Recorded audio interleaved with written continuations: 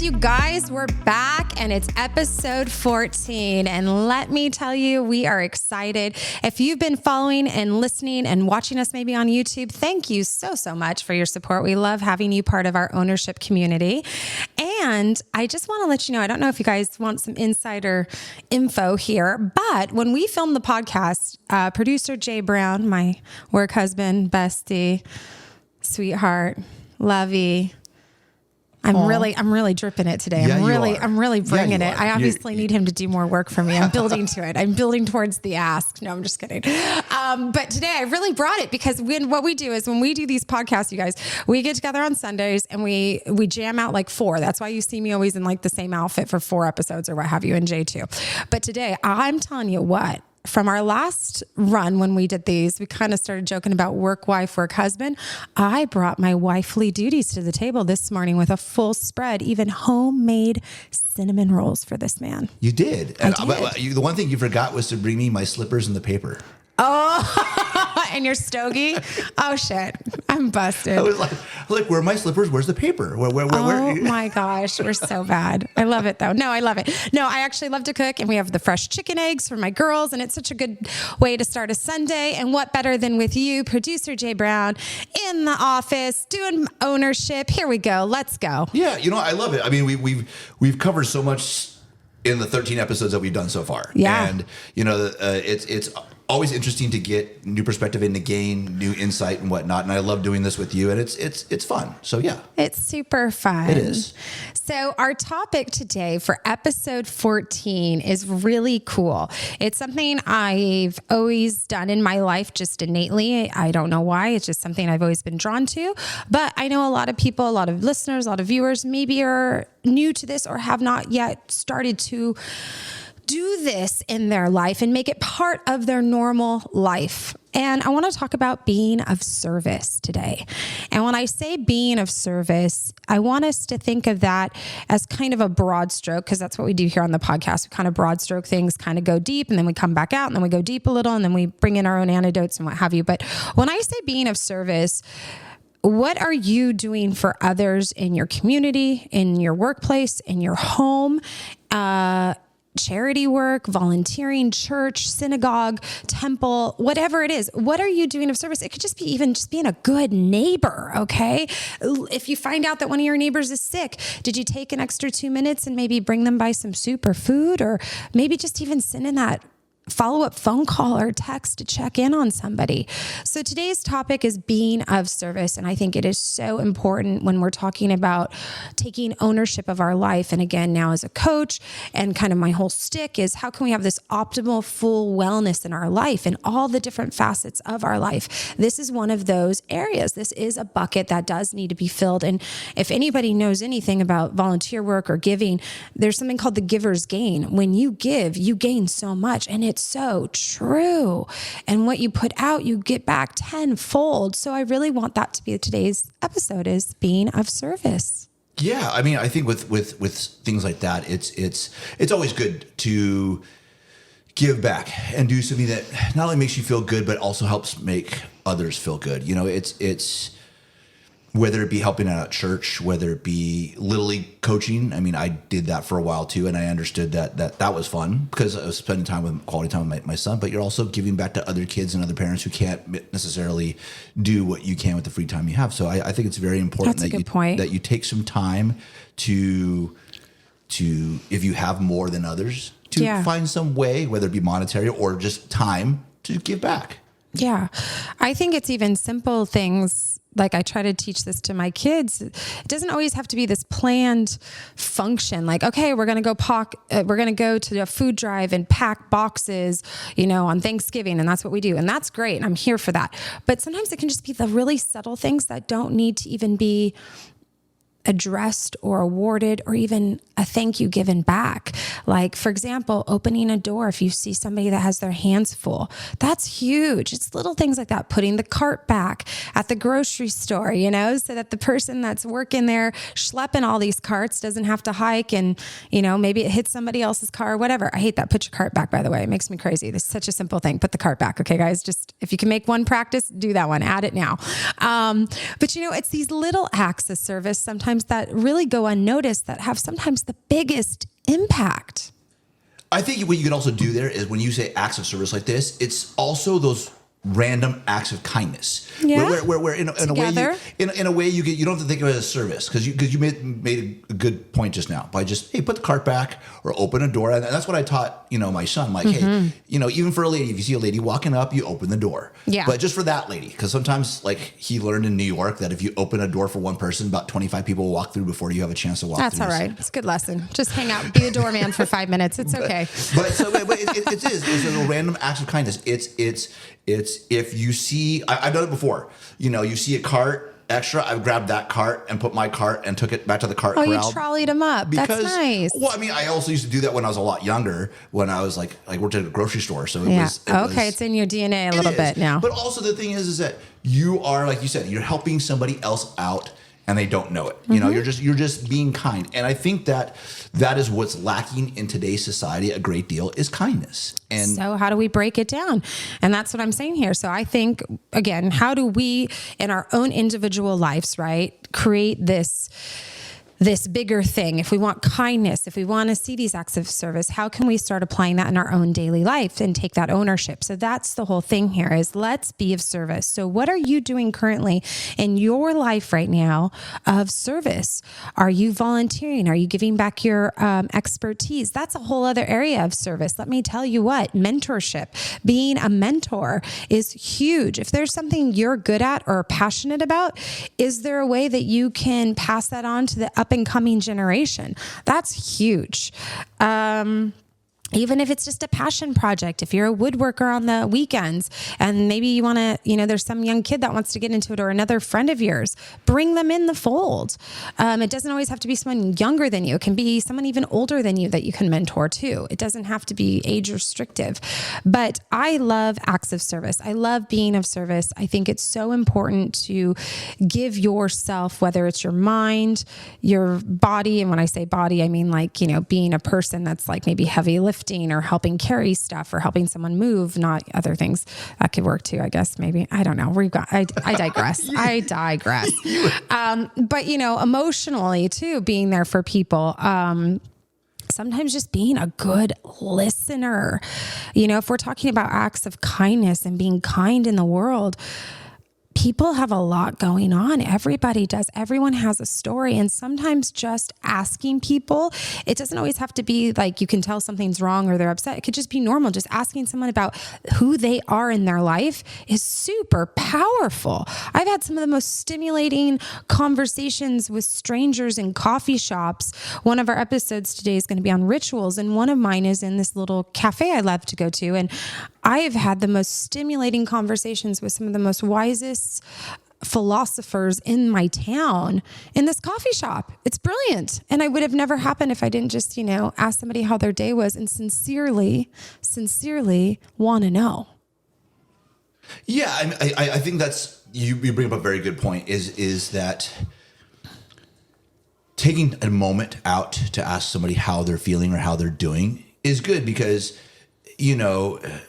it allows that person to maybe get something off their chest that they've been harboring and stressing out over, and they haven't had the ability to talk to somebody to, get that off their chest and then feel good about it afterwards. I mean, it's a great deal. It can come in anything because, sometimes we experience loss, and sometimes the loss comes at a shock or whatever. And sometimes you internalize some of that stuff. And somebody came to me one day and asked me how I was doing. And I'm just like, if you have a moment, I need to just kind of get it off my chest and I need to let you know what's going on. And that person, of course, listened. And it felt better for me to be able to talk to somebody. And then, I'm not looking for insight or whatever. Or if you have some insight, I'm always one for give me something that I may not know.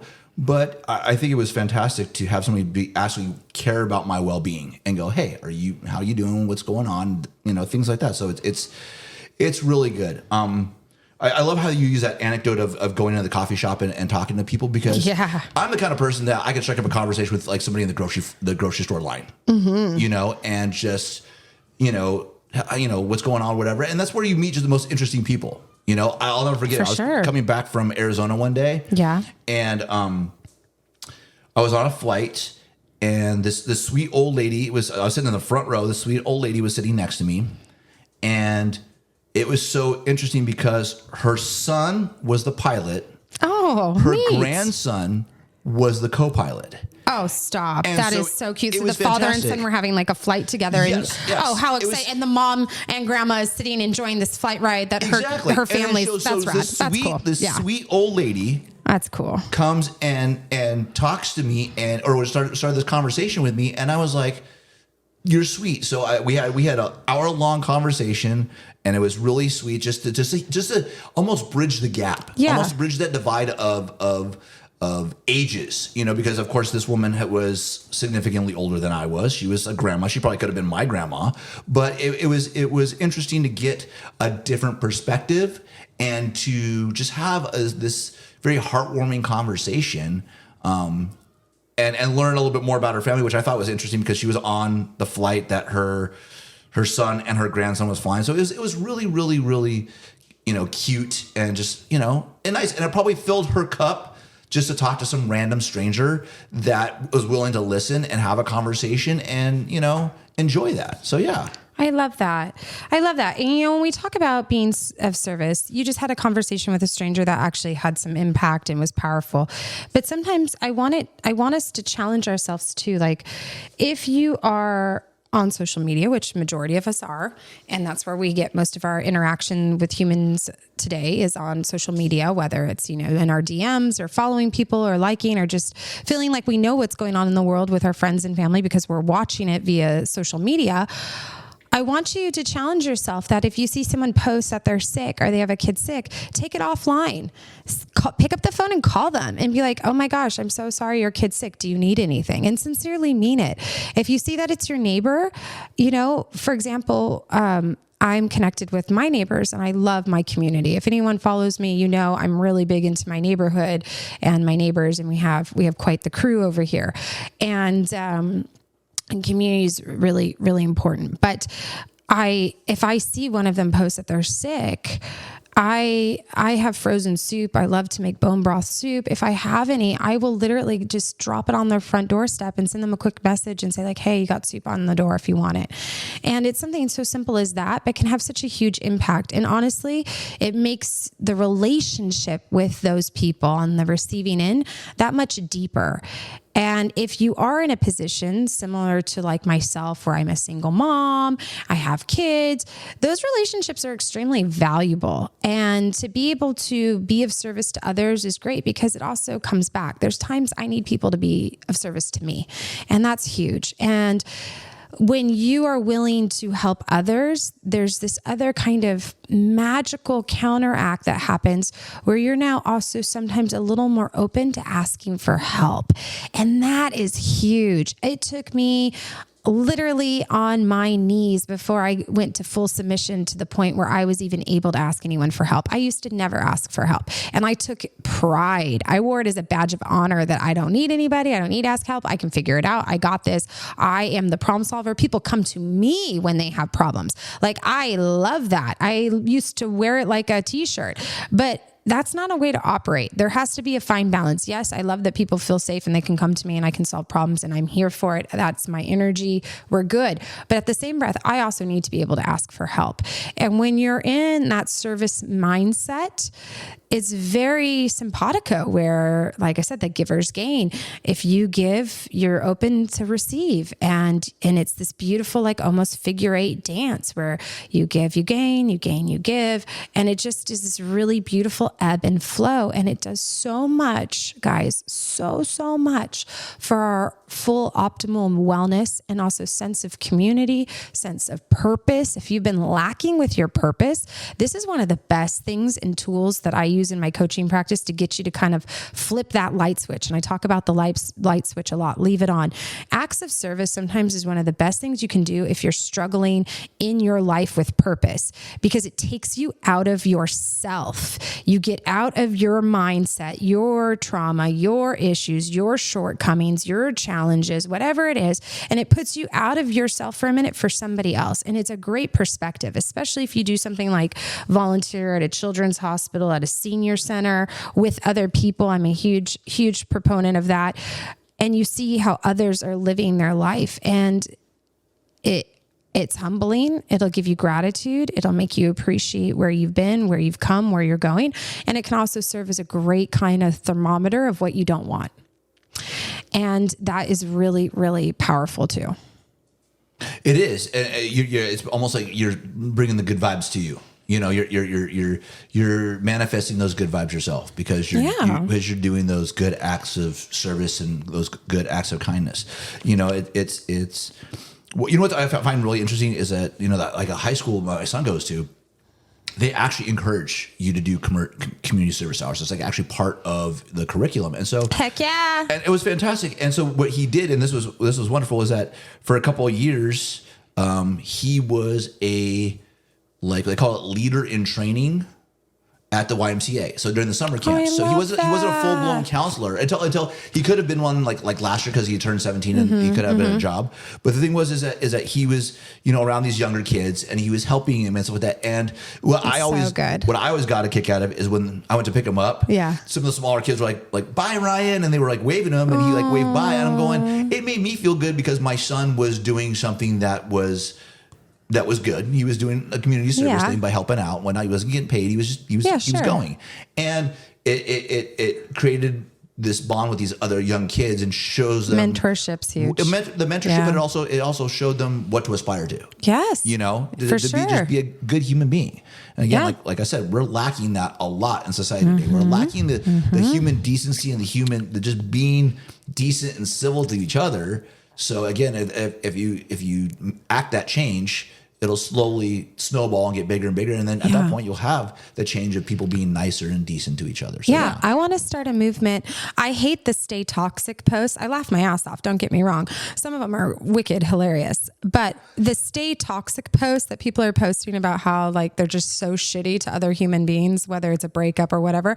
Sometimes they're again, wicked funny because they're so dark and they're so bad. And they're so like, oh my God, that's horrifically terrible. You can't help but laugh. But at the end of the day, it's a huge pulse check on the empathy and the ownership we either have or don't have. And toxicity or staying toxic is lack of ownership. It's tit for tat. It's very low hanging fruit. It's, energetically just bottom tier level, disgusting trash. You don't want to operate from that. So I would like to see a movement of service, how to be in service, stay kind, be kind. I think that's more powerful and has a better and positive impact. It might not be so, you know, gut bursting funny at the moment, but the effects will last much longer. I agree. But the thing, you brought up a very interesting point. It is so easy for people to get into that toxic mindset. Ew. It is so easy. Go away. And you know what? Get out. But I think social media has, because you made something funny about it. It's like you have nothing but you read the post and you laugh at it. But it's making me now think of another meme where like, you know, then Jesus's head pops up and you're like, oh my gosh, you're right. I shouldn't be laughing at it. Exactly. So some people are trying to like twist this, you know, don't stay toxic thing by then inserting like a picture of like, you know, Mary or Jesus watching you laugh at this meme. And then you're like, oh my gosh, I should not be doing this. Like there's your check. Like you should not be laughing at something like that. It's terrible. But it is. And it's desensitizing us. That's the problem. That's the problem. It's not that we're not human. Look, we're human. We're going to laugh at stuff that's bad. And that's part of comedy. Comedy is, you know, ratchet half the time, and that's what makes it comedy. But here's the deal.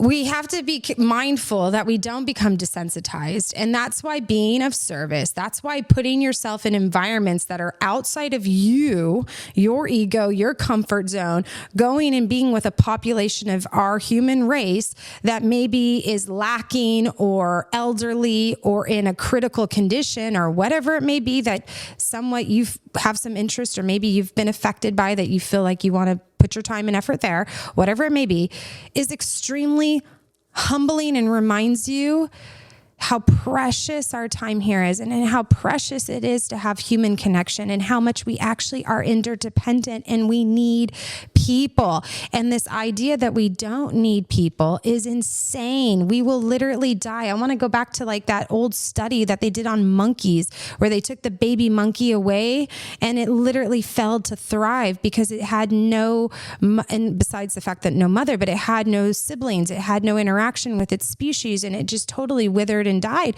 That's so sad. We are no different. We are absolutely no different. So one of the best things you can do is I feel like it hits on so many, you guys. If you feel like your wellness is not where you want it in your life, your optimal wellness, whether it's in career, you don't know what your purpose is, your calling, you're feeling stagnant, okay? Maybe your relationships, you're in a really heavy spot in your relationships with significant others or whatever. The quickest thing you can do to kind of change it energetically or just get you out of that funk or that self-consuming law, if you want to call it, is go be of service. Go be of service. And it's so powerful because not only can you shake up whatever is going on with you, but you're actually doing some good. You're doing good. So instead of maybe going to a brunch with girlfriends and drinking, instead maybe go volunteer at a soup kitchen or go hand out water at a race. I don't know. There's so many things you can do. Yeah, even we are prone to natural disasters in this area. Go help clean up. Go pick up trash at the beach. Well, that's great. I did that with my son the other day on his own accord, and I was shocked at how nasty and the most random stuff we you find found on the beach. I was like, why is this even at the beach? Yeah, it's amazing what you can find at the beach, but terrifying a little bit. I had to think next time we're gonna have to wear gloves because I was like, and we need those little clipper things. Want to. Yeah, because I was letting him go at it, and then I was like, well, we got to pull back a little here. This could be dangerous. I had a friend that went to Hawaii within the last couple months, and as we all know, are you talking about me? Not you. We all know you went to Hawaii. We saw all over, and you made us jealous that you went to Hawaii. Whatever. This is somebody else. Okay. I was like, are you going to talk about me on air, but not talk about me? Like, where are you taking this story? If you want me to. Please do not. No, stop. Reject. No. Pull it back. Pull the reins. I know somebody who went to Hawaii back in, like, during the wintertime.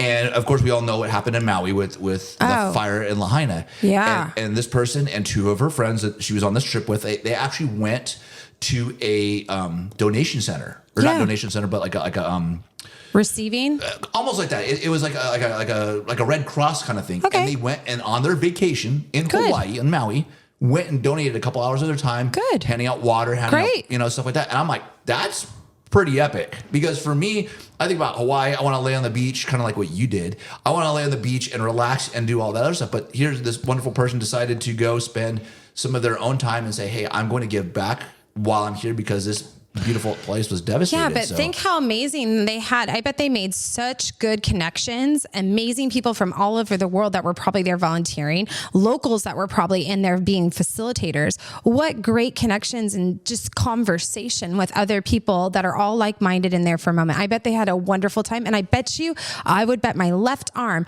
their favorite part of that trip was that moment. I bet you money. It was part of it. It was part of it. I mean, there was other sightseeing and stuff like that, but that was definitely, as she put it, it was a highlight of it going on that trip. So I'm like, that's epic. I mean, there was one time when Ryan was younger.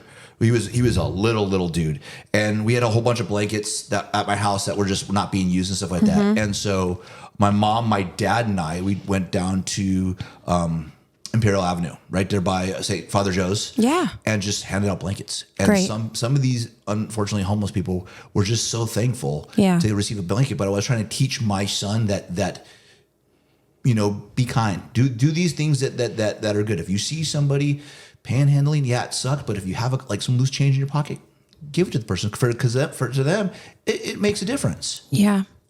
Yeah. My family, and for myself, since I was young, it's so funny you were talking about in high school that now they make it required. So I was the activities commissioner at my high school on ASB. Why is that not a surprise? Not even shocking. I understand. I know. It's so funny. I look at like how I was then and I look at who I'm now, and the foundation was so set. It's so been set. But, at that time, my grandfather, my mom's dad, was diagnosed with dementia and Alzheimer's. And I was going to visit him, and it was just sad because there was people that never had visitors. I mean, he was there for years, and this is a very nice facility, and it was gorgeous, and they had great activities, but there were people that never had a visitor. And I thought that is so disgraceful. And how sad that that's how you end your life on like that note, right? Like that's just is terrible. So for selfish reasons, somewhat, I went to my principal and I was like, hey, could people get their detention hours written off if they come volunteer with me at the senior center? And my mom was okay to be the shuttler and driver. And then those who were old enough that had their own cars and could drive. And at that point I also did too. We could drive together. And I remember having to fill out like a waiver. Their parents had a sign that they could be in the car. Like this was a thing. And I got the principal to agree that kids could get their detention hours written off if they went and volunteered with me on like a couple weekends to go to the senior center. And it ended up being the most popular thing. Everybody wanted to do it. I started meeting other seniors there with friends that were like maybe uncomfortable or didn't. And I was a little more gregarious. So I'd be like, let's go in this room. This guy looks cool. He's got like sailor stuff up. Let's go talk to him. Maybe he's a pirate, whatever. And I would like, I'd be like, let's go talk to him. Maybe he's a pirate. You never know. Let's go talk. You never know what you're going to find out. Maybe You never know, and then we find out he was in the Navy. He had great stories. He did Pearl Harbor. I mean, he was like super badass. And those two ended up like connecting. And then he would go there on his own accord. Like it was so impactful on next level stuff. And, for me, I've always stayed involved with three things. It's seniors, it's kids, babies, and it's animals. Those three get my goose every time. They're populations that need a voice. They need someone, they need advocacy, and they can't normally maybe do it for themselves. And I don't know if it's that, savior mentality or that hero mentality, but those always are my populations that I spend my time in and I've gotten my kids into. But I would ask you to kind of sit back. My kind of call to action, my homework is, what is important to you? What is an area you are pulled to? Is it the environment? Is it sustainability? Is it, it could be something as even like firearms training. One of my friends right now, he tried out to be a sheriff. He didn't make the cut. He's been in private security. He's incredible and he believes in gun safety. So now he's been volunteering with the local police department and sheriff's organizations to teach kids and adults proper gun safety. Like that's cool. So it doesn't always have to be, it can be literally in your wheelhouse of your own personal interest. It doesn't have to be outside of it. And it should be something that's authentic to you. And there is something out there literally for everyone. There's a way you can be of service for everyone. And then I challenge you to go one more layer. What is something you can do daily? What is something you can do weekly? And what is something you can do maybe monthly? And it doesn't have to be this big planned out thing. It can be just little days, little acts of service all day long. And it can even be within your own house. Sometimes it can be simple things like just being kind to your kids. I mean, I have kids, so that's where my vantage point is. I'm thinking about how am I kind daily in this example to my kids, but maybe helping them with something that you've had them do independently, but once in a while you do it for them just to give them like a little help out and remind them that it's nice to do things for each other that are out of the normal things that you have to obligatory do as a parent-child relationship. And that can be the same for spouses too. Like maybe making a cup of coffee or homemade cinnamon rolls for your work husband for a long recording day of podcasts. Oh, no. And having his favorite drinks in the house. I don't know. It's just those little things of service and kindness. Next time I'll come home with flowers. What the hell? Really? I can buy myself flowers. Cue Miley Cyrus. Wait, I can cue it up real quick. Oh my gosh, stop it. That's funny. Anyways, so, one of the things of service, and I'm so excited because this is a first for the Ownership Podcast, is I want to quickly just say, Here in sunny San Diego, we love the sun, especially Connie Sundstrom. As a San Diego native with 2 decades of successful real estate experience, Connie Sundstrom should be your first call if you're selling or needing to purchase a home. And let me tell you what, about acts of service, this could not be more appropriate that we have our first show sponsor and supporter, and she's this one for this show. She actually helped me find this house that we're recording these podcasts in my darkest days. Literally filing for divorce, my son out of a hospital. This house was so synergistic. I have to tell you the story, you guys, because it's wild. I was taking my kids to a play date at a local park, and it was shady as crap. And I'm like, nope, my kids aren't playing here. I'm out. And we drove around and I just popped on, Realtor, the app, just to see out of curiosity what was in this neighborhood.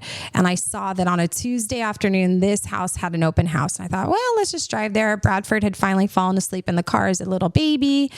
And I pulled up and the front door was open, and I pulled in the driveway, which is such a taboo move, by the way, if you're going to an open house. But I was like already showing dominance that this was my place, and it felt very comfortable to roll up right into the driveway. Parked my car, walked in. Connie was sitting at the counter. And she had just done a showing, and she goes, hi, who are you? And I said, I saw on Realtor, there's, an open house day. And she goes, no, it's not until Saturday. That must've been a whoopsie. And I said, well, I'm here. Do you mind? And she goes, well, I was going to get out of here, but no, come on in. She talked to me. I told her my story about how I needed to get a place, and, I have the kids and I'm starting over, and I just needed something safe and a little oasis to get our footing and our grounding back. And next thing I know, she ended up staying in this house for 4 hours, and I made a deal, and we wrote an offer. And now I'm in my oasis that has been such a haven of blessings for me and my family. So again, I can't speak enough about her. I actually recommend you guys to follow her on Instagram. Check her out. She's at Luxury SD Homes, and she has all her contact information there. Again, Connie Sundstrom, local San Diego native, best real estate person in the county. Luxury SD Homes is her handle on social media, thebomb.com. Love this girl. Love this woman. She literally saved my life and gave me refuge and helped me start over in the biggest way and most impactful way in the home that I'm currently in. So I can't say enough about her, but that's that. So again, how are you going to be of service? Okay, that is the challenge. So in the next couple weeks, before you hear or watch us on YouTube, and thank you again to all our listeners for always listening, what is something you can do in the next 2 weeks to take ownership over your life? Don't forget to get your tickets for the upcoming Ownership Launch Party on Sunday, June 9th. We will be celebrating all that is ownership with a book signing, group coaching sessions, and even a live podcast recording. Be sure to get your tickets now, because this exclusive event will sell out. For more information and to connect with Ownership, visit our website at take-ownership.com.